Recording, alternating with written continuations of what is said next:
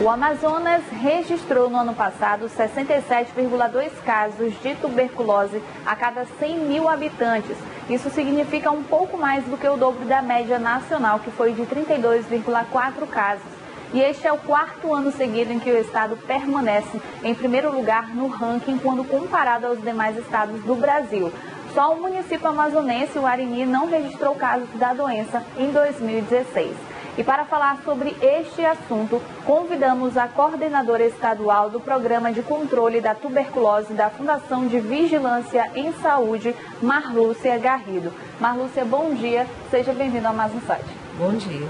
Então, Marlúcia, esse é o quarto ano em que o Amazonas ele fica em primeiro lugar neste ranking. O que pode ser feito para diminuir essa estatística?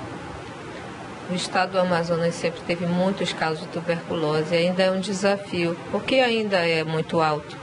Há tuberculose em todos os municípios, nem todos têm facilidade de acesso ao diagnóstico e tratamento. O que nós precisamos ainda é investir muito, que não falte em nenhum lugar a possibilidade da pessoa ter uma tosse prolongada e ser examinada e receber o tratamento ali mesmo. Essas dificuldades ainda existem em muitos lugares, então nosso desafio é esse, continuar descobrindo e, acima de tudo, nós precisamos curar as pessoas que estão doentes. A melhor prevenção para a tuberculose é descobrir os doentes e curá-los, então eles precisam fazer o tratamento correto até o final para evitar a transmissão para outras pessoas. Então é importante também ficar atento à questão dos sintomas para saber de fato do que se trata a doença, não é? Exato. A tuberculose pode aparecer em qualquer lugar do corpo, mas a forma preocupante e transmissível é quando ela aparece no pulmão ou na laringe. Então, pessoas com tosse há mais de 3 semanas, que apresentem ou não outros sintomas, precisam ser examinadas.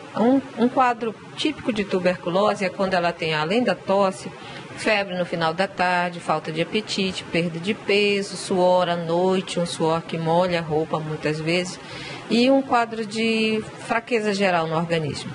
Mas se não tiver tudo isso, a tosse já é suficiente para examinar, para fazer o exame de escarro. E quais são as áreas mais afetadas? É só o interior do estado ou não? Todos os municípios têm registro da doença, mas é mais concentrado em Manaus pelo tamanho da população também, né? Cerca de 70% dos casos são residentes em Manaus. Isso se deve à aglomeração humana, muitas vezes, à concentração de pessoas aqui mesmo. E as políticas de prevenção para o interior do estado são as mesmas adotadas aqui para a capital?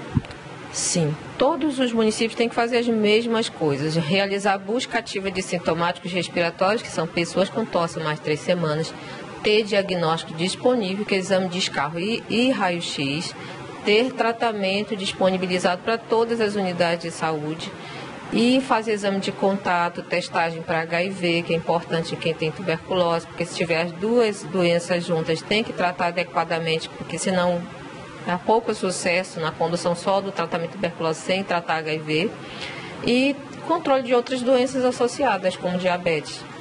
E da parte do doente, é importante que quem inicia o tratamento não pare por conta própria, não diminua a quantidade de remédio. Se sentir mal com a medicação, precisa procurar o médico na unidade de saúde, ser avaliado e verificar quais são as condutas apropriadas. Jamais parar o tratamento antes dos 6 meses.